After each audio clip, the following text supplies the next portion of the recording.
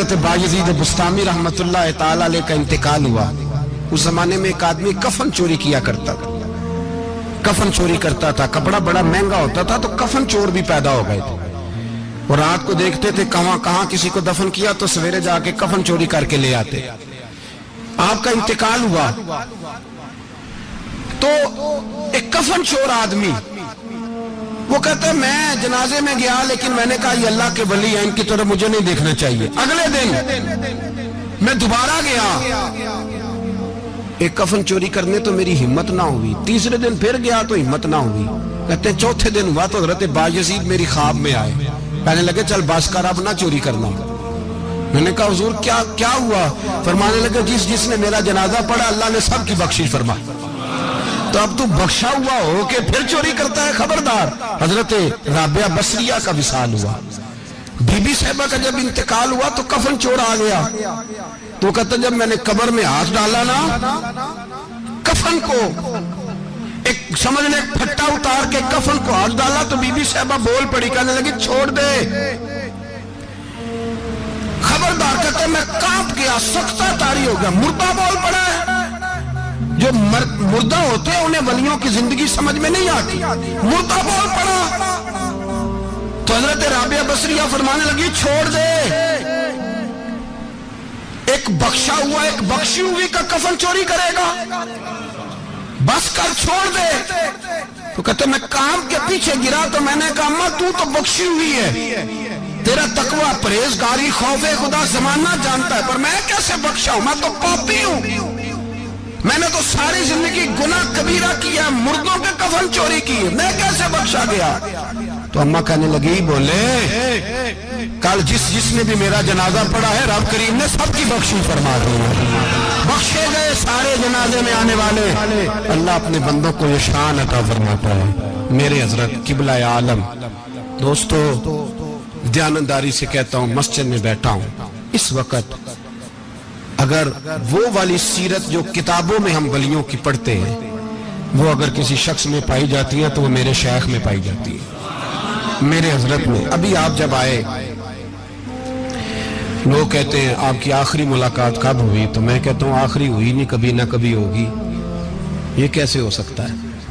माली दा कम पानी देना, फल पक्के होन या कच्चे, पीर मुरीदां दे सिर ते रहिंदा है, वो झूठे होन या सच्चे। हमारी तो मुलाकात आखिरी की, हम तो जन्नत में भी इकट्ठे रहेंगे, उनके कदमों में रहेंगे। और हम अल्लाह से दुआ मांगते हैं, ओ जन्नत मेरे किस कारी जिथे यार नजर ना आवे, ओ दोज़ख मैनू लख बहिश्तां जिथे सोना आवे जावे, तो वहां भी इकट्ठे होंगे। मैं अभी आखिरी दफा जब गया तो ये अजीज़म अबरार भी मेरे साथ थे, इजाजत ही 2 लोगों को मिली वहां तक जाने की, आप कराची तशरीफ फरमाते तो मेरे साथ थे। 2 घंटे हम बैठे रहे, बेखबर हो जो गुलामों से वो आका क्या। 6, 7, 8 घंटे इंतजार करना पड़ा, शिकन भी नहीं आया। निकाह जी कहते हैं उसे बिठाओ। तो बंदा किसी जगह का अपने आप को कुत्ता भी कहे तो कुत्ते तो बेचारे सारी दिहाड़ी बाहर भी नौकरी कर जाते हैं, ये भी नहीं कहते मैंने अंदर आना है, वो तो कभी कहते ही नहीं। उन्होंने कभी कहा है बंदा सग भी कहलाए और फिर वो ड्यूटी भी और तरह की करे, नवाबों जैसी ड्यूटी करना और बात दरवेशी और गुलामी की करना, ये कैसे? 2 बातें तो नहीं होती, बात तो एक होती है। ਜਿਹੜੀਆਂ ਖਸਮਾਂ ਦੀ ਵੇਚਣ ਅਜ਼ਾਬ ਵਸਣ ਭਾਗ ਜਾਗ ਜਾਂਦੇ ਹੋ ना गोलियां ने। कई घंटे इंतजार किया तो कई लोग आए, हजरत कब आएंगे? चले गए। कई आए तो वहां एक मौलाना बूढ़े बैठे थे, मौलाना इसराइल उनका नाम था। तो मुझे कहने लगे मौलाना आपने नहीं जाना? मैंने कहा जी हमने कहाँ जाना है, हम तो यहाँ रहने के लिए आए हैं। जब उनकी 1-2 शख्स ने थोड़ी सी मेरे ऊपर तनकीद की नजर भी डाली कि ये कब से आया है, तो कुछ होता तो मुलाकात ना होती, और हम हैं भी नहीं, हम कुछ भी नहीं। हमारा तो 4थे दर्जे के नौकरों में नाम आ जाए तो बड़ी बात है। 4थे दर्जे के नौकरों को भी किस में होती है ना, एक सेक्रेटरी होता है, एक चौकीदार होता है, उनके पास भी चाबियां वाबियां होती हैं, एक बार वाला होता है, एक 4थे 5वें दर्जे का नौकर होता है जिसको कभी कभी बताया जाता है चल गाड़ी धो दे, चल तू आ जा। हम तो 4थे दर्जे के नौकर बनने को भी भाई बड़े तैयार हैं और ईमानदारी से तैयार है, वो रख ले बस मेहरबानी। तो हजरत बैठे रहे, देर हो गई, थक जाता हूं, थक गया। बात आगे निकल गई। अब बैठे थे तो तन्हाई थी, मजमा हुआ ना, जब मजमा पार महफिल पे हजरत हमें नहीं मिले, बाहर सीधे मजलिस पे कई सालों के बाद मुलाकात हुई। चिर होया मैनू तरले लेंदे कदी मोड़ मेरे वल वागा, ख्वाब मेरी एक बार जे आवे मैं सारी उम्र ना जागा। देर हो गई, मैं बड़ा तरसा हुआ बैठा था, कई घंटे बीत गए, बैठे रहे। मर्जी है ना जी, यही रस बोले थे ओदी मेहरबानी। तो देर के बाद जब वहां पहुंचे ना, स्टेज पे सामने हजरत के पास, हजरत स्टेज पे आ गए तो मेरी तबीयत है कि मैं जब अपने शेख के पास बैठता था तो सबसे पीछे बैठने की कोशिश करता था, इसलिए कि बढ़ बढ़ के आगे होना कमाल नहीं, को पकड़ के आगे करे तो फिर भी थोड़ी सी नौकरी कबूल होने की बात समझो। पीछे बैठ गए हम लोग, मैं भी और अबरार भी, हम पीछे बैठ गए। अब वहां उलमा और मशाइख का ढेर लगा हुआ था। हजरत की नजर बज़ाहिर खासी कमजोर है, लेकिन जब बैठे तो ये मेरे साथ मौजूद थे, आप गवाही ले सकते हैं। हजरत ने फौरन नकीबे महफिल से कहा कि वो पीछे बैठा, उसे तो आगे बुलाओ। तो मैं जब उठा ना तो आप यकीन करें मेरा दिल करता था फाड़ डालूं कपड़े और मैं यहाँ लोगों को बताऊं कि बेखबर हो जो गुलामों से, वाक़ा क्या है। हम लोग आगे गए और जब मैं स्टेज पे उनके कदमों में बैठा तो मुझे कहने लगे बच्चे को भी बुलाओ जिसको साथ लाए हो। और जब मैं बैठा, ईमानदारी की बात है, मैंने सलाम ली कान में, मैंने कहा हुजूर तबीयत कैसी है? फरमाने लगे तू जब से आया है मुझे तब से पता है तू बैठा है, तू जब से आया है मुझे तब से पता है, अब कल वापस चले जाना और जाके वहां दीन की नौकरी करना, तू जब से आया है मुझे तब से। मुझे फरमाने लगे कि तू जब से आया है ना मुझे तब से पता है, जाओ नौकरी करो। और एक जुमला कभी नहीं भूलता, फरमाने लगे मैं तो तुम्हारे साथ ही होता हूँ। बस बात खत्म हो गई, मामलात हल हो गए। बातें बड़ी हैं, जो करूं तो क्या करूं, कहो तो राज़े हयात कह दूं, हकीकत कायनात कह दूं, वो बात कह दूं जो पत्थरों के दिलों को भी पाश पाश कर दे। मुझे एक शख्स कहने लगा हर स्टेज पे छाए हुए नजर आते हो। मैंने कहा क्या करूं, सबसे पीछे बैठा होता हूं, सबसे पीछे, लेकिन वक़्त का गौस उठा के जिसको स्टेज पे बिठाए उसे पीछे कौन बिठा सकता है। हम वो गिड़ियां गुड्डियां अब पे उड़ियां, हमने उनकी जिंदगी में रानाई देखी है, गरीब परवरी देखी है। मैं इतना बड़ा नजराना नहीं कभी उनको दे सका। मैं किसान का बेटा हूँ, मैं तो अभी 9th क्लास में था, मेरे अब्बा जी पर्दा कर गए थे। मैंने बड़ी गुर्बत में वक्त गुजारा है, लेकिन मुझे उनके अरब और खरब पति मुरीद हैं। खरब, वहाँ लोग करोड़ों रुपया लेके लाइनों में खड़े होते हैं। मैं गरीब बाप का बेटा और मुस्तार जिंदगी, लेकिन मैंने उन्हें इज्जत देते देखा है। मैंने देखा है वो करीब बुलाने वाले, वो प्यार करने वाले। मैंने उनकी गरीब, लोग कहते हैं मेरा पीर गरीब नवाज है, और कसम अल्लाह की मेरा पीर गरीब नवाज है। मैंने गरीब नवाजी देखी है, मैंने वो रंग देखा है, मैंने वो जलवा देखा है। उनके नरगसी होंठ जब कभी कभी मेरे पेशानी का बोसा लेते तो मुझे यूं लगता कि अल्लाह ने जितनी खुशबू दुनिया में रखी थी मेरे शेख ने सारी मेरे वजूद के अंदर उड़ेल दी। बरेली से जब मेरी वापसी थी और मैं पलट रहा था तो मैं मुलाकात करने गया। मेरी तबीयत में ये रानाई थी कि खुदा खैर करे, अब मैं पलट रहा हूँ। मैं मुलाकात करके जब वापस बाहर आ गया, मेरे साथ एक शख्स था तो मुझे फिर बुलाया, और जब मैं दोबारा अंदर गया तो मुझे अपनी जेब से कुछ रुपए निकाल के दिए।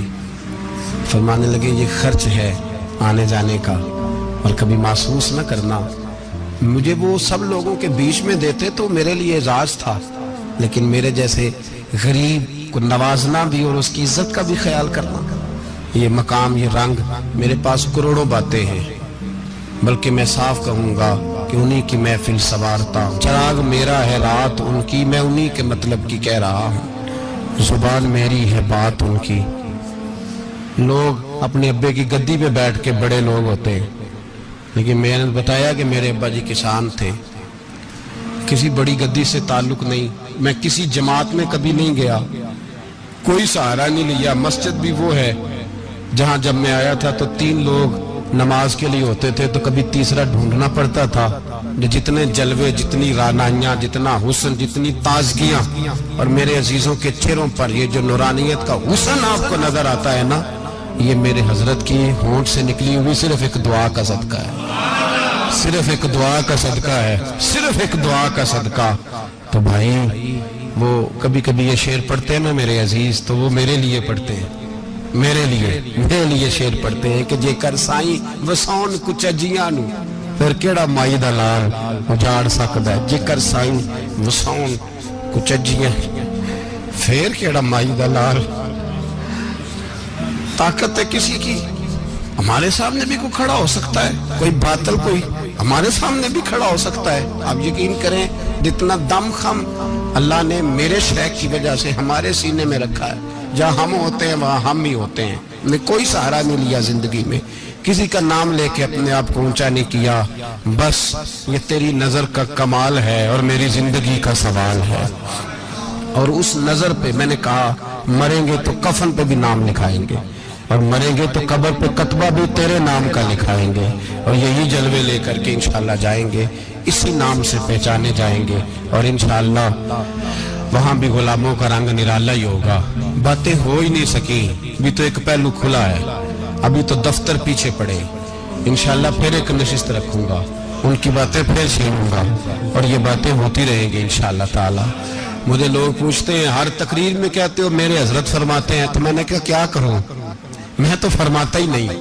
آپ یقین کریں تیاری کوئی کرتا ہوں، جمعہ میں تقریر کوئی اور ہو جاتی ہے، وہاں کچھ اور، کتابیں کچھ اور دیکھ کے آتا ہوں، یہاں کچھ اور ہو جاتی ہے، پھر سمجھ آتی ہے کہ تو بولنے والا ہے ہی نہیں، کوئی اور ہے جو تجھے سبق پڑھاتا ہے، جو تجھے کہتا ہے اس طرح کر کے بات کر، اس طرح کر کے۔ ایک شخص مجھے ناروے سے رات فون کر رہا تھا، کہنے لگا حضرت صاحب آپ کی باتیں میرے سیدھے دل میں لگتی ہیں، اور یہاں بیٹھ کے صحیح ہو گیا ہوں، فیس بک پہ سن کے وجہ کیا ہے؟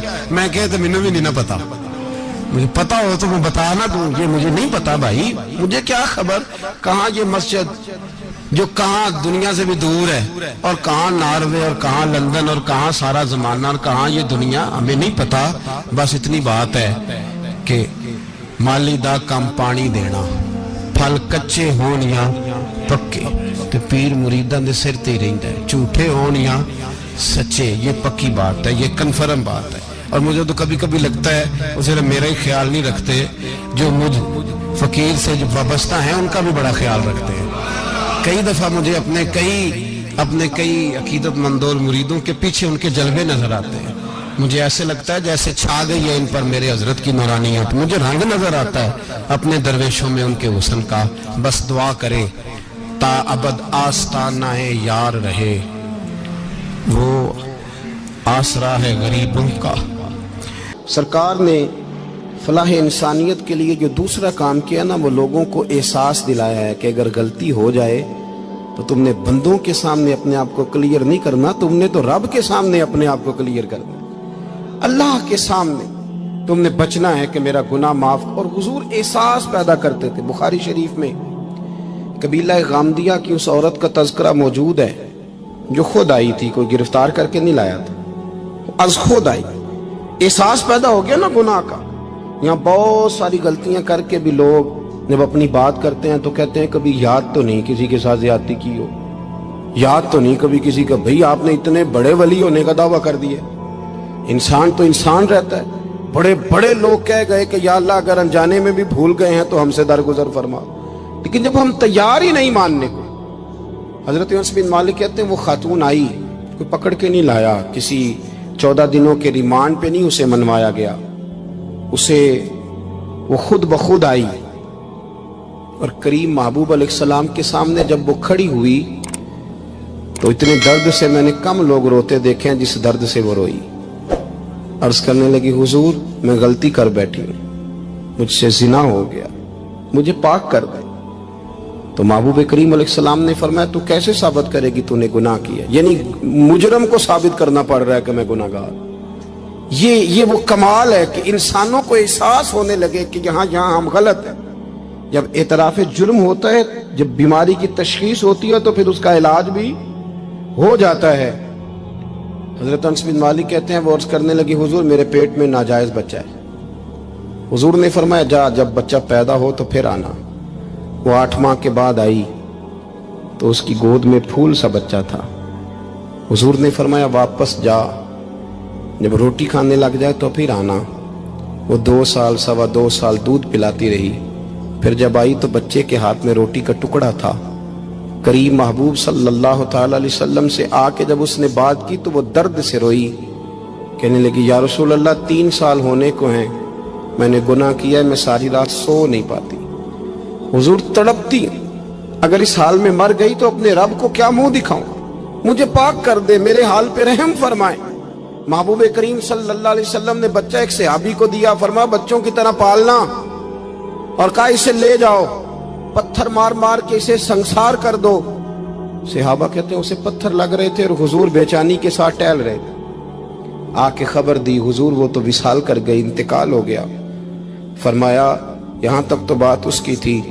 حضرت انس بن مالک کہتے اب محبوب کریم نے صحابیات سے فرمایا اسے غسل دو، کفن پہناؤ، جنازہ تیار ہو جائے تو مجھے خبر کرنا۔ حضرت انس بن مالک کہتے ہیں غسل ہوا، کفن ہوا، جنازہ تیار ہوا تو حیران ہم تب ہوئے جب میرے محبوب نے فرمایا صفیں بناؤ، میں خود جنازہ پڑھاؤں گا، میں خود جنازہ پڑھاؤں گا۔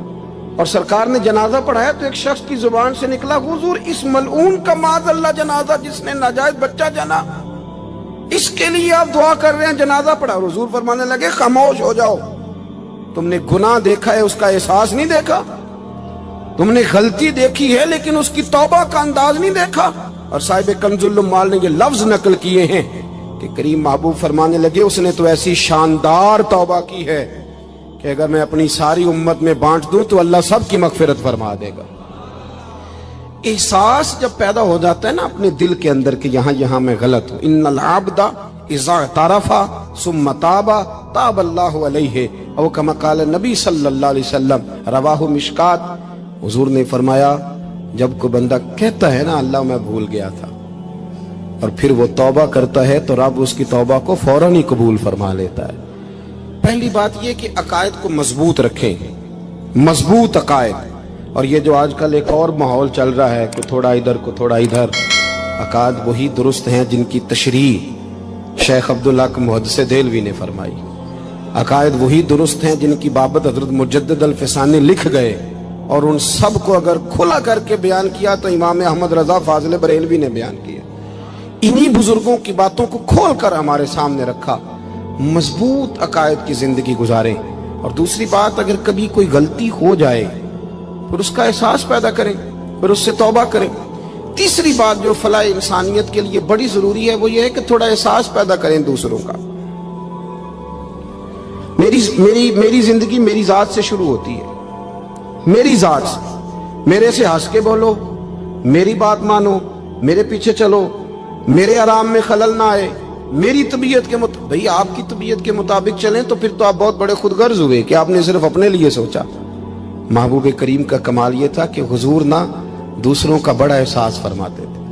آپ بخاری مسلم کی وہ حدیث پڑھیں تو حیران ہو جائیں کہ سرکار فرماتے ہیں میں جب نماز کی نیت باندھتا ہوں تو میرا دل کرتا ہے میں لمبی نماز پڑھاؤں، جب میرا کسی کام کرنے کو دل کرے تو پھر میں ساری دنیا کو چلنی پڑے تو میں کر جاتا ہوں، لیکن حضور فرمانے لگے کہ میرا دل کرتا ہے میں لمبی نماز پڑھاؤں، لیکن پھر میرا خیال آتا ہے کہ پیچھے بوڑھے بھی ہیں، بیمار بھی ہیں، بچے بھی ہیں۔ یا رسول اللہ نماز اللہ کی اور خیال بندوں کا؟ فرمایا میں بوڑھوں، بیماروں اور بچوں کا خیال کرتے ہوئے اللہ کی نماز کو مختصر کر دیتا ہوں۔ احساس جب طبیعت ہمارے ہاں نا تیزی کے ساتھ احساس ختم ہوا ہے، تیزی کے ساتھ ہم نے اتنی نفی شروع کی ہمارے تو اہل تصوف میں، اللہ ماشاءاللہ اب تربیت کا طریقہ یہ ہے کہ صرف میں ہوں، میرے سوا کوئی بھی نہیں۔ صحابہ کرام علیہم رضوان کی عادت تھی کہ جب کسی سے ملاقات کرتے تو السلام علیکم کے بعد سورہ عصر کی تلاوت کیا کرتے تھے۔ اس کا مقصد ایک دوسرے کو سبق یاد کرانا ہوتا تھا، نئے سرے سے عزم نو کرنا ہوتا تھا۔ اس صورت کے مضامین ایک دوسرے کو یاد کرانا مقصد تھا۔ سورہ بڑی معروف ہے اور قرآن مجید کی جو الفاظ کے لحاظ سے مختصر صورتیں ہیں ان میں سے ایک ہے۔ اللہ تبارک و تعالی نے قسم اٹھا کے کہا والعصر، محبوب مجھے تیرے پاکیزہ زمانے کی قسم ہو، محبوب تیرے خوبصورت وقار والے، خلوص والے، پاکیزہ بھائی چارے والے تیرے زمانے کی مجھے قسم ہو، ان الانسان لفی خسر، بے شک انسان نقصان میں ہے۔ مطلق فرما دی، تاکید لگا کے، ان الانسان لفی خسر، بے شک انسان نقصان میں ہے۔ یا اللہ سارے، فرمایا الا الذین، سوائے ان لوگوں کے، کون؟ جن میں چار خوبیاں پائی جائیں۔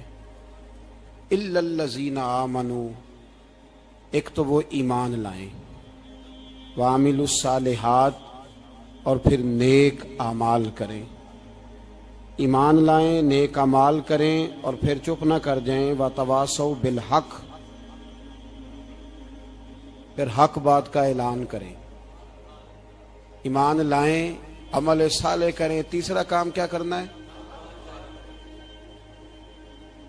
چلیں سارے بولیں گے تو اعلان بھی ہوگا نا، ایسے تھوڑی ہوگا کہ ایک دو آدمی اعلان کرے تو دنیا جاگ جائے۔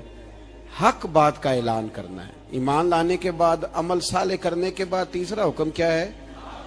آپس میں حق بات کی تلقین کرو، اور حق بات کی تم تلقین کرو اور پھر تمہیں کوئی کہے کچھ نہ، پھر تم پہ ظلم نہ ہو، پھر تمہیں ستایا نہ جائے، یہ کیسے ہو سکتا ہے؟ پھر تم بڑے پاک صاحبزادے، پیرزادے، علامہ صاحب، سیاستدان، بیوروکریٹ بن کے بڑی ایک طرف ہو کہ آرام سے زندگی گزارو سارے، تم یہ کیسے ہو سکتا ہے؟ وتواصوا بالحق، جب تم حق بات کی نصیحت کرو گے پھر تکلیف آئے گی۔ پھر کیا کرنا ہے؟ وتواصوا بالصبر، پھر ایک دوسرے کو صبر کی نصیحت بھی کرنی ہے۔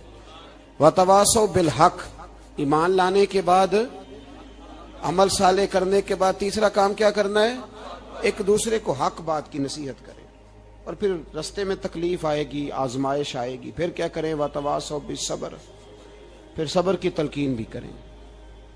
یہ قرآن مجید نے 4 شرطیں لگائیں، فرمایا جس بندے میں یہ 4 خوبیاں پائی جائیں گی اسے اللہ کامیابی عطا فرمائے گا۔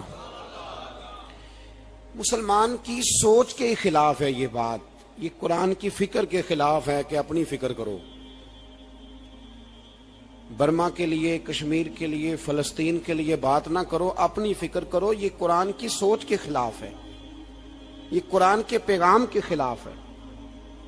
اس لیے کہ اگر صرف اپنی بات ہوتی تو آمنو اور عاملوا الصالحات پہ بات ختم ہو گئی ہوتی، پھر بات آگے نہ چلتی۔ جب کہا گیا وتواصوا بالحق، حق بات کی تلقین کرنی ہے۔ اگر بات صرف اپنی ذات کی ہوتی تو ٹھیک ہو گیا تھا، نماز پڑھی، روزہ رکھا، حج کیا، ختم ہو گئی۔ لیکن میرے نبی پاک صلی اللہ تعالی علیہ وسلم نے ارشاد فرمایا، ایک بستی میں 2 3 4 نیک لوگ رہتے تھے۔ میرے پیارے کریم رسول فرماتے ہیں 3 4 بڑے پرہیزگار، متقی، صاف ستھرے صوفی صاحب، درویش صاحب، علامہ صاحب، بڑے جو کہتے تھے بالکل جی میں کوئی بات نہیں کرتا، کسی بادشاہ کو نہیں چھیڑتا، میں تو بس لوگوں کو اللہ اللہ بتاتا ہوں، میرا کوئی تعلق نہیں، کوئی مرے کوئی جیے، بڑے نیک، صاف ستھرے، پرہیزگار۔ باقی ساری بستی گناہ کرتی تھی۔ نبی پاک علیہ السلام فرماتے ہیں رب کریم نے کچھ عرصے تک مہلت دی، پھر مشیت خداوندی، اللہ کا قانون حرکت میں آیا تو کہا جبریل ساری بستی تباہ کر دو، تباہ کر دو۔ اللہ مہلت دیتا ہے، مہلت دیتا ہے۔ ہم لوگ سمجھتے ہیں نہیں ہماری سیاسی چالیں صحیح چل رہی ہیں، اللہ مہلت دیتا ہے۔ رب کریم نے فرمایا جبریل انہیں تباہ کر دو، تو حضرت جبریل امین علیہ السلام نے عرض کی مولا وہاں تو تیرے 3 4 بڑے نیک بندے بھی رہتے ہیں، بڑے پرہیزگار، سچ بولنے والے، دیانتداری والے، حاجی صاحب، نمازی صاحب، صوفی صاحب، پیر صاحب، بڑے خوبصورت، ان کا کیا کریں؟ تو میرے محبوب پاک علیہ السلام فرماتے ہیں رب کریم نے فرمایا سب سے پہلے انہیں تباہ کرنا۔ سب سے پہلے انہیں سب سے پہلے، اور الٹ دو بستی، پہلے ان کا نمبر لگاؤ۔ یا اللہ ان کی کیا غلطی ہے؟ تو غلطی سن لیں، غلطی یہ ہے کہ انہوں نے 2 صفتیں پیدا کی ہیں، اگلی 2 پیدا کیوں نہیں کی؟ الا الذین آمنوا وعملوا الصالحات پہ روک کیوں گئے؟ آگے کیوں نہیں بڑھے؟ اللہ کریم نے فرمایا جبریل دیکھو نا، میری نافرمانی ہوتی رہی اور ان کے چہرے پر کبھی شکن تک نہیں آیا، لوگ میرا قانون توڑتے رہے، انہیں کبھی برا ہی نہیں لگا، گناہ دیکھ کر کبھی خیال ہی نہیں آیا بدلنے کا۔ میرے بھائی امت مسلمہ اپنے لیے تو آئی نہیں دنیا میں، نبی پاک کی اس لیے تھوڑے آئے تھے کہ پیسے کمائیں، دنیا داری کریں، جھوٹ سچ ماریں اور رخصت ہو جائیں، بچے پیدا کریں۔ یہ کام تو ہندو سکھ بدھ مت سارے کر رہے ہیں، تو فقط اس کام کے لیے تھوڑی آیا ہے۔ کنتم خیر امت اخرجت للناس، اللہ فرماتے ہیں میرے محبوب کے غلاموں تم بہترین امت ہو، میں نے تمہیں امتوں کے بھلے کے لیے پیدا فرمایا ہے، تمہیں لوگوں کی امامت کے لیے دنیا میں بھیجا ہے۔ اے نوجوان مسلم، کبھی یہ تدبر بھی کیا تو نے؟ وہ کون سا گردو ہے جس کا ہے تو ایک ٹوٹا ہوا تارا؟ تو نے کبھی سوچا ہے تو کیا ہے؟ پتہ ہے تجھے؟ روزی کماؤ، روٹی کماؤ، اور اب تو بہت سارے لوگ جھوٹ کی دنیا میں زندہ ہیں، جھوٹ بولتے ہیں اپنے آپ کے ساتھ، دائیں بائیں فراڈ کر رہے ہیں اپنی ذات کے ساتھ، خول بنا لیا اس میں بند ہو گئے، باہر ہی نہیں نکل۔ اپنے ملک کی سوچو، اپنی بات کرو۔ علامہ اقبال نے پتہ کیا کہا تھا؟ اقبال نے، یہ سنو، جو لوگ کہتے ہیں پہلے پاکستان، برما کے مسلمان بعد میں کشمیر کے مسلمان پہلے سنو اقبال کیا کہتے ہیں۔ اقبال کہنے لگے ان تازہ خداؤں میں بڑا سب سے وطن ہے، ان تازہ خداؤں میں بڑا کون ہے؟ وطن کی محبت ایمان کا حصہ، اس میں شک نہیں، لیکن اگر اسلام سے پہلے وطن آ گیا تو اقبال کہتے ہیں ان تازہ خداؤں میں بڑا سب سے وطن ہے، اور جو پیرہن اس کا ہے وہ مذہب کا کفن ہے۔ فرماتے ہیں جو وطن اوڑھ لیتا ہے اس نے اپنے مذہب کو دفن کر دیا۔ سب سے پہلے پاکستان نہیں، سب سے پہلے رسول اللہ کا دین ہے، سب سے پہلے قرآن ہے، سب سے پہلے نبی پاک کا فرمان ہے، سب سے پہلے امت مسلمہ ہے۔ ان تازہ خداؤں میں بڑا سب سے وطن ہے، جو پیرہن اس کا ہے وہ مذہب کا کفن ہے۔ اور اقبال کہنے لگے قوم مذہب سے ہے، مذہب جو نہیں تم بھی نہیں، قوم مذہب سے ہے، مذہب جو نہیں، کوئی نہیں سمجھ آ رہی آپ کو میری بات؟ قوم کس سے ہے؟ پاکستانی ہونے سے، پنجابی ہونے سے، سندھی بلوچی پٹھان ہونے سے نہ، قوم مذہب سے ہے، اور مذہب جو نہیں تم بھی نہیں۔ یہ کیسے ہو سکتا ہے کہ مذہب نہ ہو اور بندہ زندہ رہے؟ یہ کیسے ہو سکتا ہے؟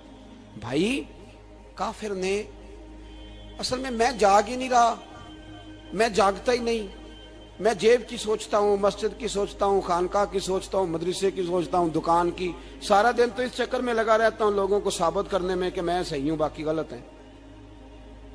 میں تو اپنی ذات کے خول سے اٹھ ہی نہیں رہا، اور مجھے یہ اندازہ ہی نہیں کہ لیبیا سارا کٹ گیا، مصر کے ٹکڑے ٹکڑے ہو گئے، مجھے پتہ ہی نہیں کہ شام، جس کے بارے میں میرے نبی پاک علیہ السلام نے فرمایا مکے اور مدینے کے بعد اللہ نے سب سے زیادہ برکتیں ملک کے شام میں رکھی ہیں، اور حضور نے فرمایا جس نے ہجرت کرنی ہو وہ شام جائے۔ اتنا اعلیٰ ملک سارا کٹ گیا، 4,000 ہزار لوگ ایک دن میں قتل ہو گئے، پر میرا گھر آباد ہے نا، کوئی حرج نہیں، وہ کٹتے ہیں تو وہ دور ہیں، کٹتے رہے۔ فلسطین میں ہمارے ہاں معراج کی محفلیں بڑی جم کے ہوتی ہیں، سارے لوگ پڑھتے ہیں سبحان الذی اسریٰ بعبدہ لیلا من المسجد الحرام الی المسجد الاقصی۔ انہیں پوچھو روز قرآن مجید میں مسجد اقصی کا نام لینے والو تو مسجد اقصی کہتے ہو تو تمہیں اللہ کتنی نیکیاں عطا کرتا ہے، بتاؤ تو صحیح مسجد اقصی کدھر ہے؟ اور اب تو میری طرح کے مولوی آدھی حدیث سناتے ہیں، کہتے ہیں مسجد نبی میں ایک نماز پڑھو تو 50,000 کا ثواب، حرم شریف میں پڑھو تو 1,00,000 کا ثواب۔ مولانا حدیث یہاں سے شروع نہیں ہوتی، کھولو تو صحیح کنز المال، پڑھو مسند امام محمد بن حنبل، حدیث تو یہاں سے شروع ہوتی ہے۔ میرے نبی پاک نے فرمایا مسجد اقصی میں جس نے ایک نماز پڑھی 25,000 کا ثواب۔ اور میری مسجد میں جس نے ایک نماز پڑھی 50,000 کا ثواب، اور اللہ کے گھر بیت اللہ جس نے پڑھی 1,00,000 کا ثواب۔ مسجد اقصی کا تو ذکر ہی چھوڑ گیا ہے، کیوں؟ وہ مسجد جس کی طرف منہ کر کے 15 سال میرے نبی پاک نے نماز ادا کی، کس نے؟ بولیے گا 15 سال تک، 2 ہجری میں 13 سال مکے میں، 2 سال مدینے میں، مسجد اقصی کی طرف جدھر منہ کر کے تیرے اور میرے رسول نماز پڑھتے رہے، آج وہ مسجد یہودی کے قبضے میں ہے۔ کئی جمعے تالا رہتا ہے، وہاں نماز نہیں پڑھنے دی جاتی۔ مجھے کیا لگے اس بات سے، میری مسجد میں تھوڑی لگا ہوا ہے۔ ایسی ہوا چلی ہے کہ ہر شخص سوچتا ہے تمام شہر جلے بس ایک میرا گھر نہ جلے۔ بھائی یہ وہ دور ہے جس دور میں ذرا سی بھی کسی شخص کو تکلیف ہوتی ہے تو عالمی میڈیا پہ بات جاتی ہے، موبائل جیبوں میں فوراً تصویریں کیش ہوتی ہیں۔ میں اور آپ، ہمارا اس قوم سے تعلق ہے جس قوم کے بچے کٹ گئے، ذبح ہو گئے، عورتوں کے پستان کاٹ کے برما کے بدھوں نے ان کے کباب بنا کے کھا لیے، چھوٹے چھوٹے بچوں کی لاشیں انہوں نے لٹکا ڈالی۔ اور یہاں میں حکومت کی کیا بات کروں، یہاں کسی سیاستدان کو مکھی کاٹ جائے تو ہمارے پھٹے آباد ہو جاتے ہیں بحث کرنے کے لیے۔ ہمارے اپنے لوگ، عام آدمی نہیں بات کرتا، عام آدمی نہیں نکلتا، عام شخص کو فکر ختم ہو گئی۔ بھائی سب سے بڑھ کر بہترین مسجد کے خطیب امام حسین تھے۔ مسجد نبی سے بڑی بھی کوئی مسجد ہوگی جس ممبر پر رسول پاک بیٹھ کے خطبہ دیا کرتے تھے؟ اور میرے مصطفیٰ کے آستانے سے بڑا بھی کوئی آستانہ ہوگا جس کی سجادگی امام حسین کے پاس تھی؟ کہتے ہیں ہمارا کیا تعلق، ہمیں کیا لگے، جو مرضی ہوتا پھرے۔ امام علی مقام آرام سے مسجد نبی میں بیٹھے تھے، زمانہ پوری دنیا سے جاتا تھا، ہاتھ چومتا تھا، قدموں میں بیٹھتا تھا۔ اتنے بڑی عظمت والی بھی کوئی شخصیت ہوگی جس کے رگوں میں رسول اللہ کا خون دوڑتا ہے، جسے حضور اپنی زبان مبارک اس طرح وہ چوسا کرتے تھے جیسے عرب کے لوگ پیاس کے عالم میں کھجور چوسا کرتے تھے۔ اتنا بڑا بھی کچھ شخص تھا، لیکن جب دین پہ کڑا وقت آیا تو حسین نے مسجد کی خطابت نہیں بچائی، آستانہ نہیں بچایا۔ امام علی مقام نے کہا کوفہ لٹتا ہے تو لٹتا رہے، دمشق میں فساد ہوتا ہے تو ہوتا رہے، وہ ملک شام کی بچیاں رو رہی ہیں تو روتی رہیں کہ ہم پہ یزید قابض ہو گیا، میری مسجد آباد ہے، کافی ہے نا۔ امام حسین نکلے اور نکل کے کہنے لگے جنت البقیع والی جگہ پہ کھڑے ہو کے، یا رسول اللہ میں جا رہا ہوں اور آپ کے لیے جا رہا ہوں، اس لیے کہ مجھے اس شام کو بچانا ہے جس شام میں رسول اللہ کا کلمہ پڑھنے والے لوگ بستے ہیں، مجھے کوفہ، دمشق، مصر کے لوگوں کو بچانا ہے۔ نانا تیرے کرم کے خزینے کی خیر ہو، میں جا رہا ہوں تیرے مدینے کی خیر ہو۔ نکل کھڑے ہوئے امام علی مقام، میدان میں نکلے، کس کے خلاف؟ بولے کون تھا یزید؟ مسلمان تھا۔ اس وقت تک تو سب نے مسلمان لکھا ہے، جس نے کافر کہا شہادت امام حسین کے بعد کا جرم کیا تھا؟ میری گردن جھک جاتی ہے جب میں یہ بات کرتا ہوں، ایمانداری سے کہہ رہا ہوں، جوش خطابت نہیں، میری گردن جھکتی ہے جب میں یہ لفظ ادا کرتا ہوں۔ امام علی مقام اس شخص کے خلاف نکلے، سارے خطبے امام حسین کے پڑھ کے دیکھو، امام حسین نے فرمایا یزید شرابی ہے۔ شرابی مسلمانوں کا حکمران ہو سکتا؟ آپ نہ بولیں بے شک، پر بات تو سچی ہے نا۔ امام حسین نے فرمایا شرابی کو ووٹ دیا جا سکتا؟ فرمایا رنڈیوں کا ناچ دیکھتا ہے جو مجرے دیکھے، جو رنڈیوں کے ناچ دیکھے وہ مسلمانوں کا حکمران ہو سکتا؟ امام حسین میدان میں نکلے اور 18 سال کے علی اکبر سے لے کر 6 مہینے کا علی اصغر دے دیا، لیکن شرابی کو برداشت، بے حیا کو برداشت تو میں کیسے کرتے؟ دوستی قاتل سے بھی، مقتول سے یارانہ بھی، اپنی جیب سے فلیکسیں چھپوا کے ظالموں، جابروں، بدماشوں کو ووٹ دیتے ہو۔ امام حسین کو تیری دیگ کی ضرورت ہے جو تو 10 محرم پہ پکاتا ہے، چاولوں کی ضرورت ہے جو تو نے 9 محرم کو پکائے، ان کو اس بریانی کی عادت تھی جو تو نے پکائی ہے۔ میرے گھر میں فلاں ایم این اے، ایم پی اے صاحب آ گئے تھے، امام حسین کے گھر کے اندر یزید نے پیغام بھیجا. اس نے کہا جیسے کہو گے کر لوں گا, جتنے پیسے کہو گے دے دوں گا, جتنی مسجدیں کہو گے بنوا دوں گا, جتنے ادارے کہو گے تعمیر ہو جائے, مجھے نہ چھیڑو. آپ نے فرمایا نہ, مسجد مدرسے اس وقت آباد رہتے ہیں جب حکمران صحیح ہوتے ہیں, اور جب حکومتیں غلط ہوتی ہیں تو پھر مساجد آباد, پھر مدارس کی آباد کاری ہو ہی نہیں سکتی. میں دین میں نیا رکھنا کھول دوں, امام علی مقام کھڑے ہوئے, پر میں کیا کروں, حکومت کیا کروں, حکومت سے کیا کہوں. اگر میری ملت کے اپنے جوان کے موبائل میں رنڈیوں کا ناچ ہو تو 10 محرم کو تو امام حسین کربلا میں تڑپ جاتے ہوں گے. اگر 9-10 محرم کو جو نکلا امام علی مقام کی بات کرنے کے لیے, وہ نوجوان اگر سگریٹ کا, شراب کا, بدماشی کا عادی ہو تو حضرت علی اصغر کہیں گے نا میری قربانی کا کیا بنا. وہ تو نکلے تھے عریانی اور فحاشی کے خلاف, اور اگر ملت کا جوان روز چوک میں کھڑے ہو کے لڑکیوں کو تاڑتا ہو تو حضرت علی اکبر تو اپنی قبر میں روتے ہوں گے کہ یہ اس قوم کے لیے جان دے دی جو آج یزیدی طریقوں پہ عمل کر رہی ہے, جو ساری رات گند دیکھ کے سوتی ہے, جو ساری رات بے حیائی, فحاشی اور عریانی میں لگی رہتی ہے. ان لوگوں کے لیے جان دے دی. اتنا ظلم ان شہیدوں کے ساتھ, اور 10 محرم کو دیگ پکا کے کہتا ہے میں امام حسین کا ماننے والا ہوں, میں امام علی مقام سے پیار کرنے والا ہوں. نہ بھائی, نہ دو رنگی چھوڑ کے یک رنگ ہو جا, سراسر موم ہو جا یا سنگ ہو جا. امت مسلمہ کو بیدار ہونا پڑے گا.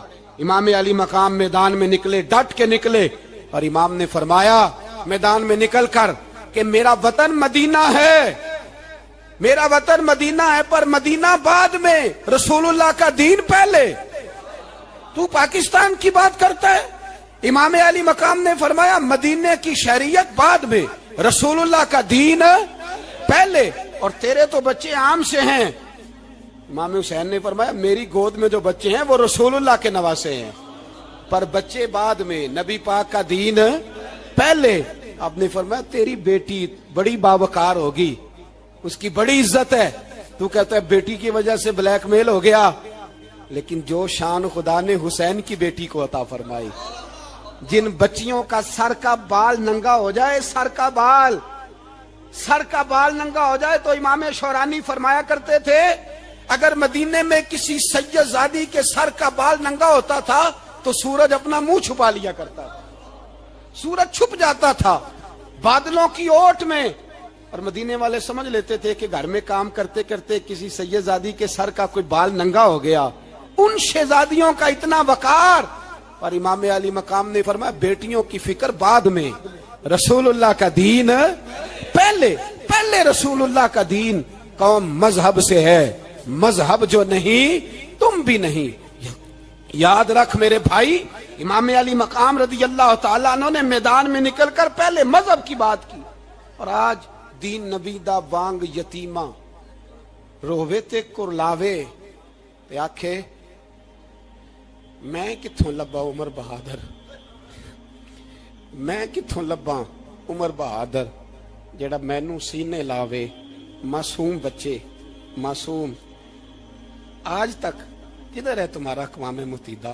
بلاؤ نا اسے. بھیک مانگتے پھرتے ہو, کافروں سے بھیک مانگتے ہو. بچہ شام کو گھر نہ آئے تو ماں دروازے پہ نظر لگا کہتی بیٹے ٹائم پہ آ جایا کر, مجھے نیند نہیں آتی, وقت پہ. برما کی اس ماں سے بھی جا کے پوچھو جس کا بچہ پلٹ کے آئے کوئی نہیں, آیا ہی نہیں, اس سے بھی پوچھو. بچے نے آدھی رات کو روٹی مانگ لی تو فالج زدہ ماں, اس کو فالج تھا, وہ رینگتی ہوئی اٹھی اور اس نے اپنے لال کو روٹی پکا کے دی. باپ کہتا رہا چل چھوڑ, سو جا بیٹے تیری اماں. اس نے کہا نہیں مجھے نیند نہیں آتی, بیٹا بھوکا ہے. اس ماں سے بھی کبھی پوچھ, اس ماں سے جو بنگلہ دیش کے خیمے میں بیٹھی ہے, تو بی بی سی لندن کا رپورٹر کہتا ہے کہ تیری خواہش کیا ہے؟ کہتی کوئی بھی نہیں, چلو 2 دن کے بعد ہی صحیح میرے بیٹے کو ایک روٹی دے جایا کرو, اے روٹی مانگتا ہے مجھ سے, میں کدھر سے لاؤں؟ یہ لوارث قوم ہے. میں حکمران سے جا کے بات کروں جب میرا اپنا نمازی مسلمان کہتا ہے پہلے پاکستان کے بچے تو پال لو؟ میرے بھائی تجھے خبر ہی نہیں. یہ تو جانا تو کبھی گنبد خضرا پہ تو میرے مصطفیٰ نے فرمایا من ازا مسلم فقد ازانی، فرمایا جب میرا مسلمان تکلیف میں ہوتا ہے تو میں گنبد میں تکلیف میں ہوتا ہوں، مجھے درد ہوتا ہے، مجھے اذیت ہوتی ہے۔ پوچھ جا کے محبوب پاک سے، میرے عزیز کسی کو غم ہی نہیں ان لوگوں کا، کسی کو پرواہ ہی نہیں، کچھ سوچتا ہی نہیں ان کے بارے میں۔ میں اپنے گھر میں مست ہوں، آپ اپنے گھر میں مست ہیں۔ میرے رسول اللہ کی امت لٹ گئی ساری، جگہ جگہ تباہی، ایک انچ دھرتی پر زمین ایسی نہیں جو کافر کی ہو اور خون بہتا ہو۔ ایک ریمنڈ ڈیوس امریکی کتا یہاں بند تھا مسلمانوں کے قتل میں، انہیں اپنی قوم کی اتنی فکر تھی، وہ راتوں رات چھڑا کے لے گئے۔ لیکن میری اور تیری بہن عافیہ صدیقیہ سالوں سے بند ہے۔ تڑپ کے پوچھا ہے مسلمانوں نے کہ اس کی غلطی تو بتاؤ، اس کا قصور نہیں پر وہ بند ہے، کوئی نہیں بات کرنے والا، کوئی نہیں۔ مسجد جانے، جمعہ تو پڑھانا ہے، اس میں غرض نہیں درد ہے کہ نہیں کہ اس میں تو اتنا پتہ ہے ایک گھنٹے تقریر ہے کرنی ہے۔ پیر صاحب صبح سے شام تک تعویذ لکھتے، سیاستدان صبح سے شام تک جنازہ بھی تب پڑتا ہے کہ مجھے ووٹ ملیں گے۔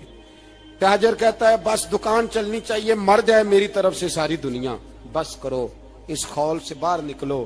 اے نوجوان مسلم، کبھی یہ تدبر بھی کیا تو نے، وہ کون سا گردوں ہے جس کا ہے تو ایک ٹوٹا ہوا تارا؟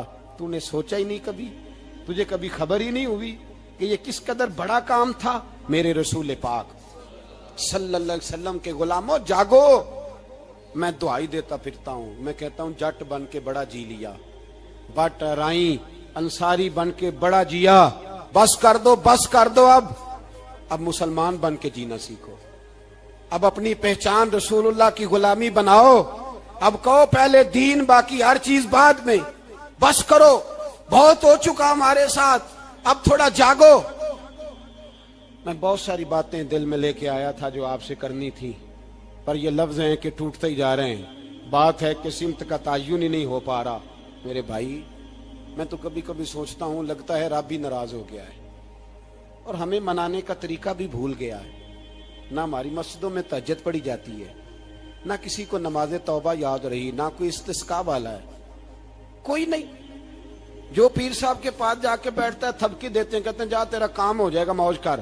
کبھی نہیں کو کہتا توبہ بھی کر، استغفار بھی پڑھ، یہ داڑھی پوری کر، دین رسول اللہ کا اس کی طرف تو توجہ کر۔ کوئی تبلیغ ہی نہیں کرتا، سارے پھونکا پھاکی پہ لگ گئے ہیں۔ کوئی خیال ہی نہیں آ رہا کسی شخص کو کہ ہماری تباہیوں کا سبب کیا ہے۔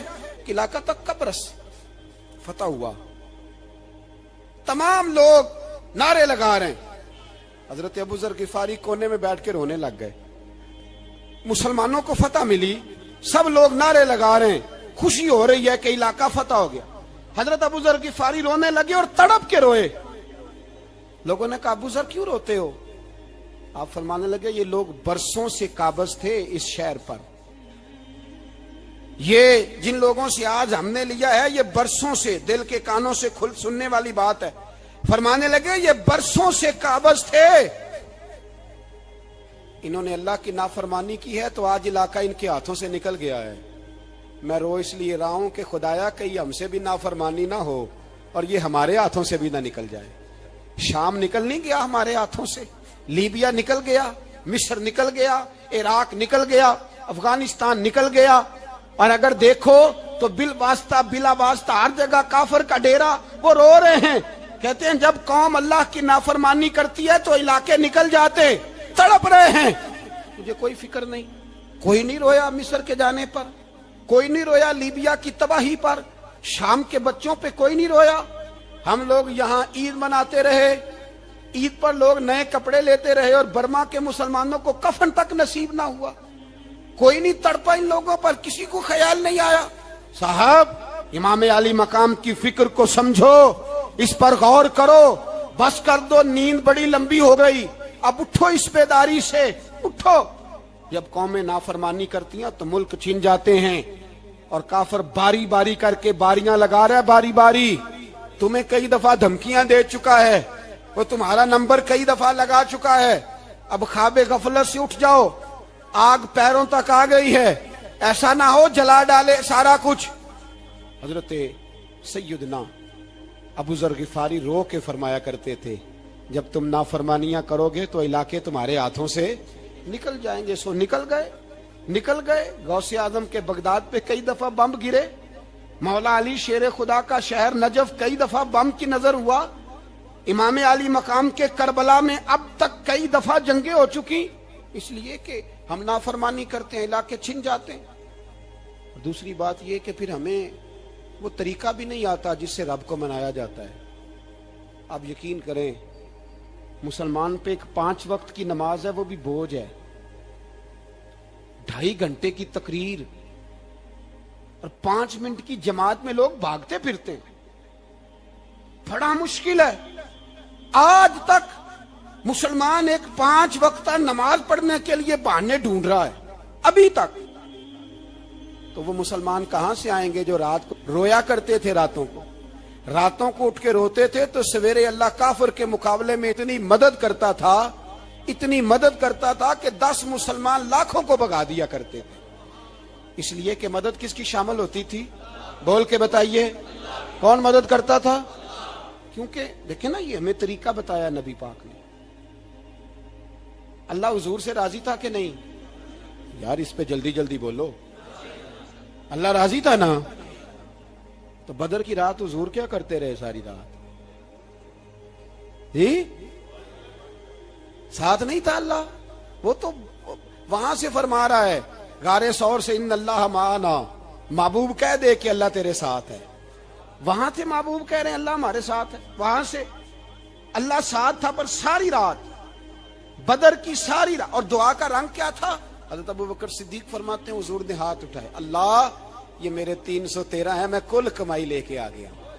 اے اللہ میری کل کمائی ہے, اگر یہ ہلاک ہو گئے تو قیامت تک کون تیری عبادت کرے گا؟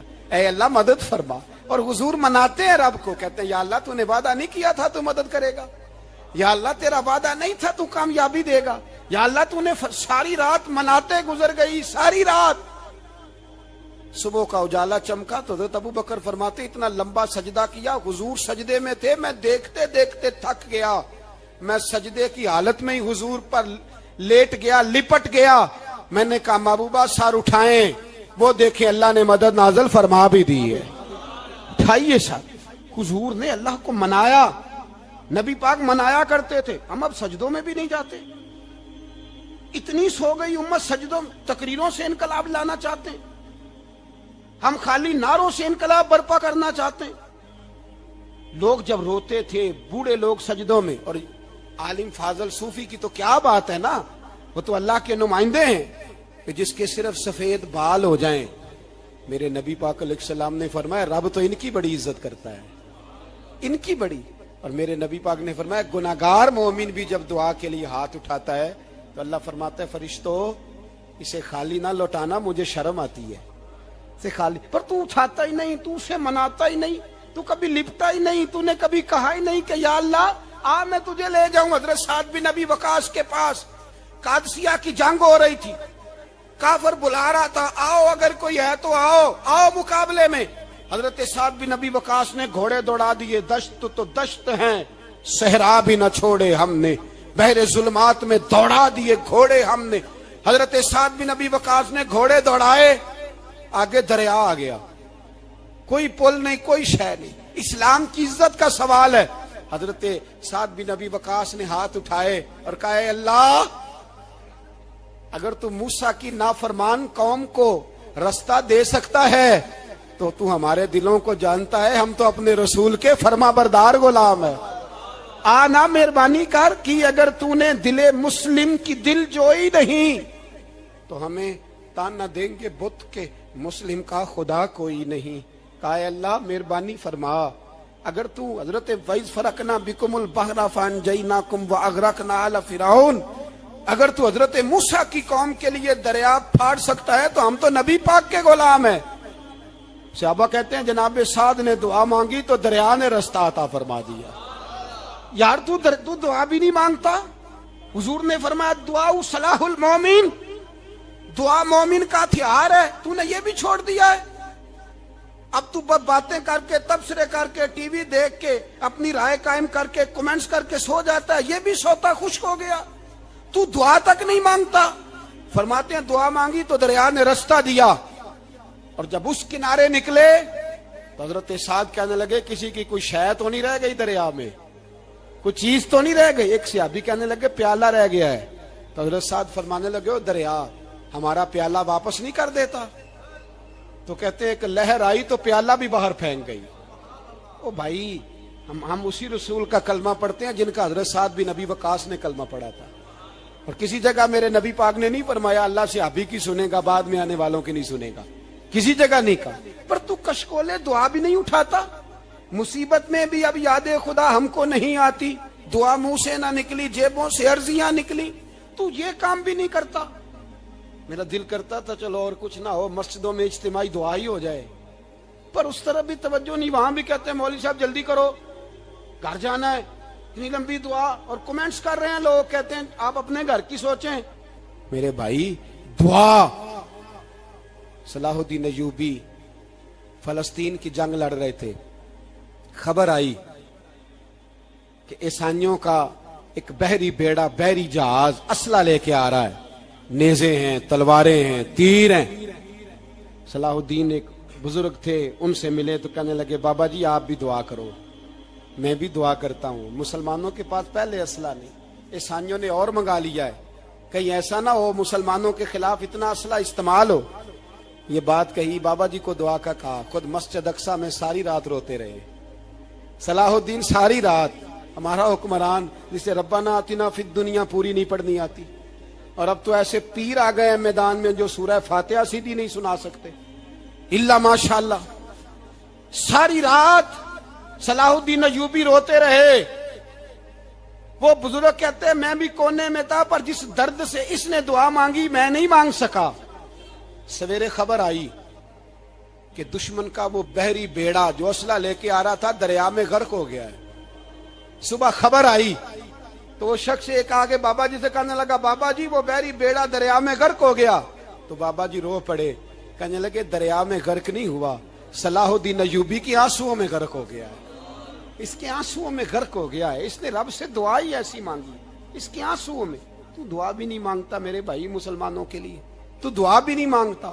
امام حسین میدان کربلا میں تھے, ایک راوی کہتا ہے 3 دن پانی بند رہا ہے, روٹی بند رہی ہے, پر قرآن پاک کی تلاوت 1 منٹ کے لیے بھی بند نہیں ہوئی, دعا اور التجا 1 منٹ کے لیے بھی بند. حسین کے خیمے سے یہ آواز بار بار آتی رہی, یا اللہ استقامت بھی دے اور صبر بھی عطا فرما. دعا کا رستہ بند, تلاوت بند نہیں ہوئی, اللہ کی بارگاہ میں سجدے بند نہیں ہوئے, تو چھوڑ گیا ہے. تو دعا تک نہیں مانگتا. دعا تو انقلاب برپا کر دیتی ہے, دعا تو حالات بدل دیتی ہے, دعا تو تبدیلی لے آتی ہے. کوئی بیٹھا ہوا مجھے دور دعا دیتا ہے, بس دعا دیتا, فقط دعا دیتا ہے. کوئی بیٹھا ہوا مجھے دور دعا دیتا ہے, میں ڈوبتا ہوں پر سمندر اچھال دیتا ہے. وہ بھائی تو دعا بھی چھوڑ گیا. پہلی بات آپ کی خدمت میں یہ ہے کہ جاگیں, مسلمان بنے. دوسرا کچھ نہیں کر سکتے تو دعا تو کر سکتے ہیں نا, دعا کا رستہ اپنائیں. اور پھر میرے نبی پاک علیہ السلام نے 2 باتیں فرمائی, کان کھول کے سن لینا. 2 باتیں حضور نے فرمایا ایک وقت آئے گا کہ میری امت کے خلاف کافر ایک دوسرے کو آوازیں دیں گے, آؤ مسلمانوں کو ماریں, آؤ مسلمانوں. تو صحابہ نے کہا یا رسول اللہ کیوں, ہم تھوڑے ہو جائیں گے. فرمایا نہیں تم بہت زیادہ ہوں گے. 56 اسلامی ملک ہیں دنیا میں, کتنے بول کے بتانا ہے. اتنا سا برما ہے,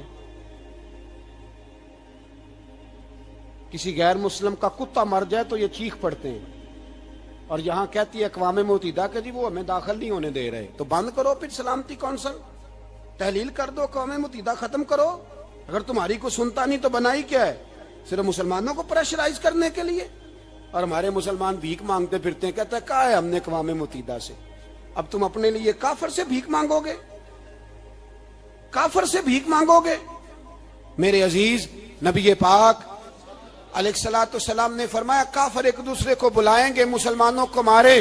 یا رسول اللہ ہم تھوڑے ہوں گے. فرمایا بہت زیادہ ہوں گے. تو حضور کیا ہوگا؟ فرمایا تمہیں وہن ہو جائے گا. یا رسول اللہ وہ کیا ہے؟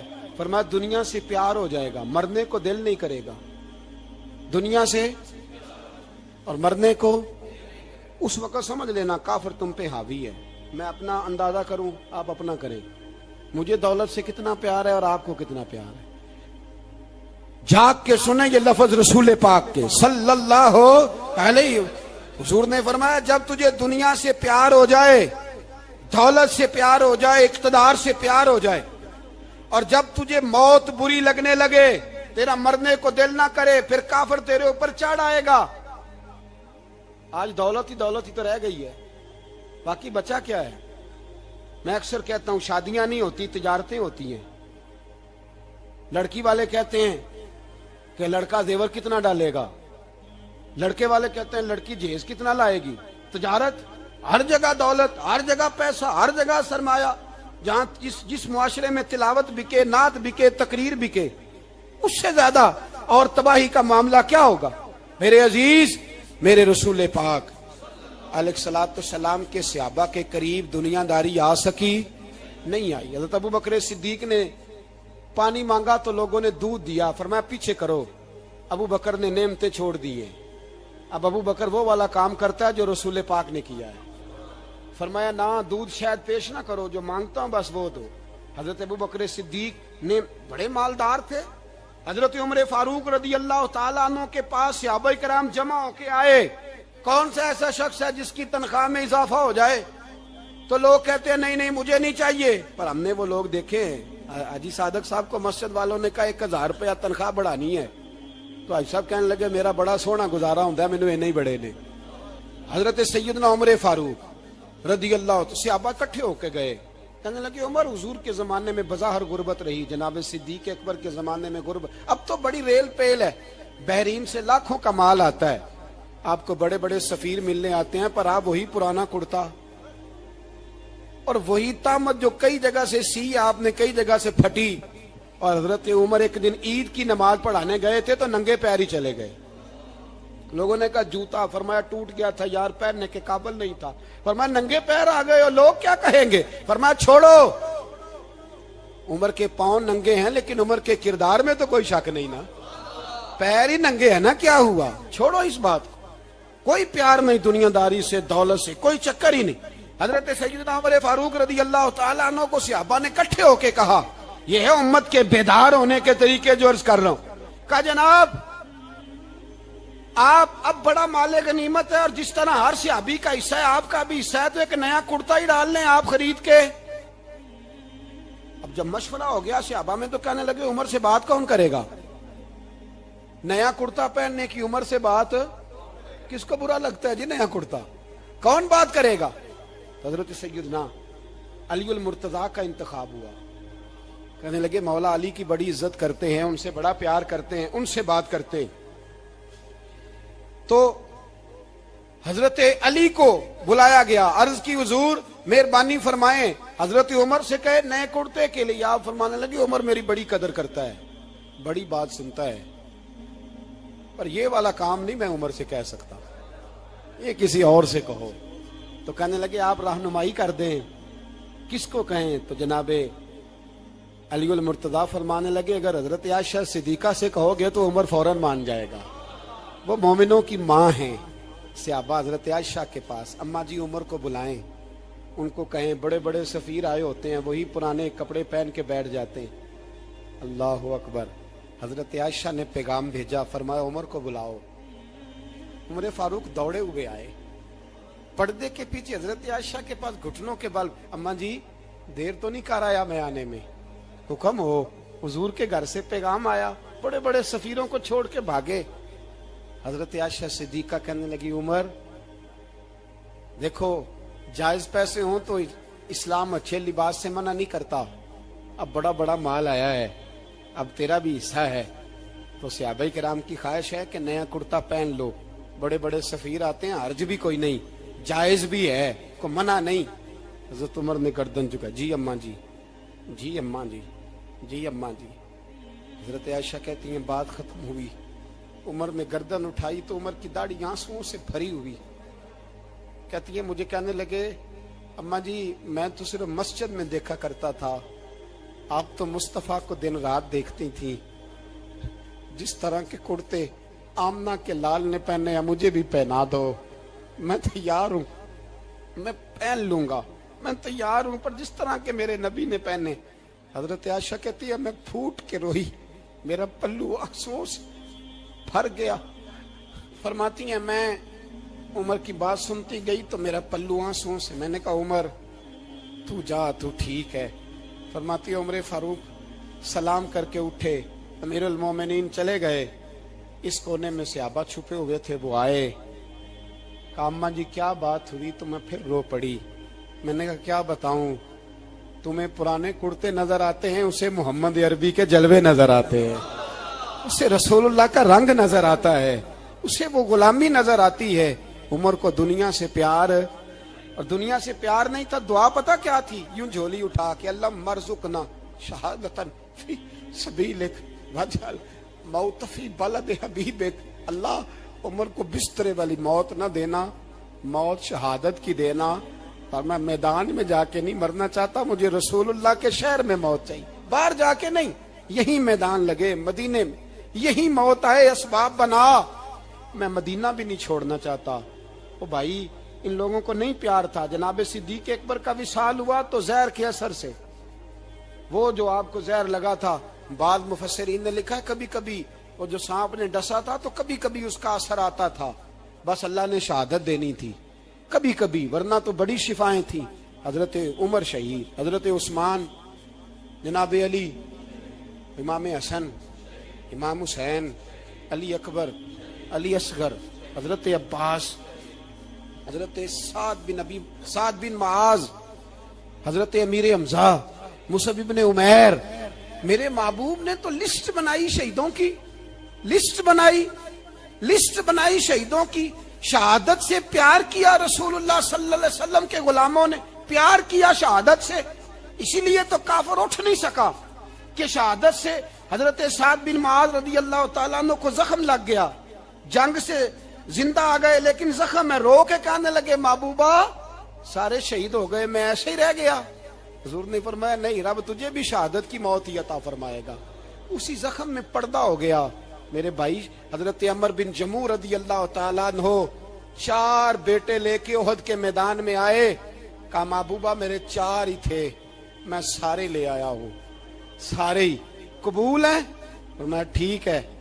پھر خود بھی زرہ پہن لی، ایک ٹانگ سے لنگڑے تھے، ٹانگ چھوٹی تھی۔ حضور نے فرمایا تو نے کیوں لباس پہن لیا ہے؟ کہا حضور میں نے بھی تو جہاد پہ جانا ہے نا۔ حضور نے فرمایا تیرے 4 بیٹے جو جا رہے ہیں، تو کہا یا رسول اللہ کیا لنگڑے جنت میں نہیں جا سکتے؟ حضور لنگڑے اللہ کو قبول نہیں، میں نہیں جا سکتا۔ تو میرے نبی پاک صلی اللہ علیہ وسلم نے فرمایا نہیں، جنت تو تیرا انتظار کر رہی ہے۔ کہا حضور پھر میں بھی جاؤں گا، بچے جائیں گے تو میں بھی جاؤں گا۔ ایک بی بی احد کے دن 3 سال کا بچہ لے کے گھر سے نکلی، بیبیوں کو کہتی ہے میرا خامد بھی بدر میں شہید ہوا، بھائی بھی اور باپ بھی، آج حضور نے پھر بلایا ہے، دل کرتا تھا کوئی جوان بیٹا ہوتا تو میں پیش کرتی، پر اب میرے پاس یہ 3 سال کا ہی ہے۔ بچہ لیا، مدینے میں مسجد نبوی میں حضرت بلال سے کہنے لگی 2 منٹ حضور کا دیدار چاہیے۔ نبی پاک آئے، کیسے آئی ہو؟ کہنے لگی محبوبہ میں شہید کی بیٹی، شہید کی بہن، شہید کی بیوہ ہوں، میرے پاس اب جوان تو کوئی نہیں، یہ 3 سال کا ہی ہے۔ حضور نے مسکرا کے فرمایا یہ کرے گا کیا کرے گا؟ کہنے لگی حضور سنا ہے اسلحہ تھوڑا ہے، ڈھال کی ضرورت ہے، لوہے کی ڈھال ہوتی تھی، جب تلوار آتی تھی تو آگے کی جاتی تھی۔ کہا محبوبہ میرا شہید کی اماں بننے کو بڑا دل کرتا ہے، یہ میرا 3 سال کا لے جاؤ، جب تیر آپ کی طرف آیا تو میرا بیٹا آگے کر دینا، یہ ڈھال کا کام تو دے گا نا۔ ہنستے ہوئے محبوب کی آنکھوں میں آنسو آئے، بچے کو پکڑ کے سینے سے لگایا، ماتھا چوما، فرمایا جا تیرے ساتھ وعدہ ہے، قیامت کے دن تجھے شہید کی اماں کہہ کے ہی پکارا جائے گا، وعدہ ہے تیرے ساتھ تجھے شہید کی۔ میرے بھائی مرنے کو دل ہی نہیں مسلمان۔ میرے نبی پاک صلی اللہ علیہ وسلم نے فرمایا جس کے دل میں کبھی شہادت کی آرزو پیدا نہیں ہوئی، اس کے سینے میں دھڑکنے والا دل مومن کا ہے ہی نہیں، وہ تو منافق ہے۔ جو کبھی دین کے رستے میں شہید ہونے کو، میرے بھائیوں دین کو بڑی ضرورت ہے، بڑی ضرورت ہے، بڑی۔ اے خاصان رسول وقت دعا ہے، امت پہ تیری آ کے عجب وقت پڑا ہے، वो दीन जो बड़ी शान से निकला था वतन से, परदेश में वो आज गरीबुल गुरबा है। फरियाद है ए कश्ती उम्मत के निगेबां, बेड़ा ये तबाही के करीब आन लगा है। और एक शायर कलम तोड़ गया, कहने लगा तुझसे फरियाद है ए गुंबद खजरा वाले, तुझसे फरियाद है ए गुंबद खजरा वाले, काबे वालों को सताते हैं कलीसा वाले। तुझसे फरियाद है ए गुंबद खजरा। अपने अंदर दीन का दर्द पैदा करो, ज़ौक़ पैदा करो, मुसलमान बन के जीना सीखो। जब कोई बरादरी पूछे तो कहो मैं मुहम्मदी होता हूँ, मैं मुस्तफ़वी होता हूँ, मैं रसूलुल्लाह का गुलाम होता हूँ, मैं पहले मुसलमान हूँ, बाकी कुछ बाद में हूँ। खुदारा अपने घर में पर्दा कराओ, खुदारा रिज़्क़ हलाल खाओ। अगर पर्दे ना हो, रिज़्क़ हलाल ना हो तो जज्बा जिहाद पैदा नहीं होता। खुदारा अपने अंदर इनकलाब बर्पा करो, दीन के लिए जीना सीखो। दीन बड़ा तड़पता है, दीन बड़ा रोता है। रसूलुल्लाह आज तजारत करने वाले मिलते हैं, आज सियासत करने वाले मिलते हैं, दीन वाले नहीं मिलते, दीन के दर्द वाले नहीं मिलते। अपील है आपसे, आज रात 2 नफल पढ़ के और कुछ ना हो सके तो मुसलमानों के लिए दुआ ज़रूर कर देना, उनके लिए दुआ ज़रूर कर देना। अपने आप को बेदार करो, बेदार करो। भाई हम तो आज तक इसलिए डर रहे हैं कि हमारा चेहरा ही नबी पाक जैसा नहीं बन सका, तो दाढ़ी रखने में भी हम डरते हैं, नमाजी बनने, मस्जिद आबाद करने में, मुसलमान कहलाने में भी तो खौफ है। तो बतलाओ ना, इससे आगे बात कब चलेगी?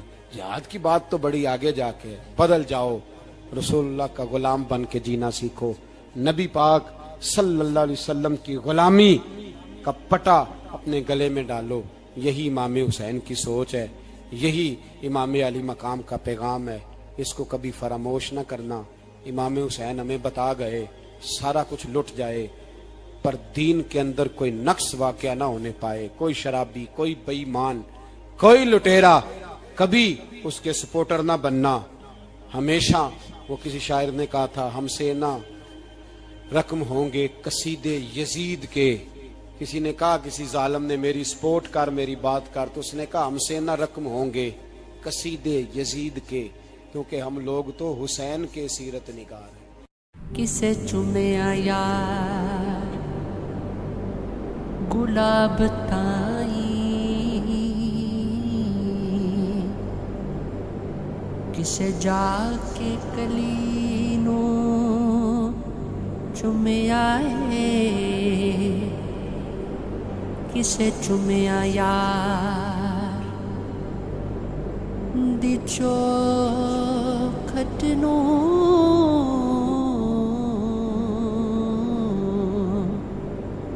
किसे जाके गलीनू चुमे आए,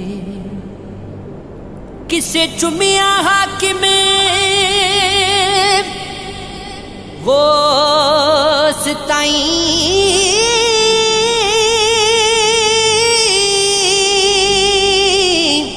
किसे पीर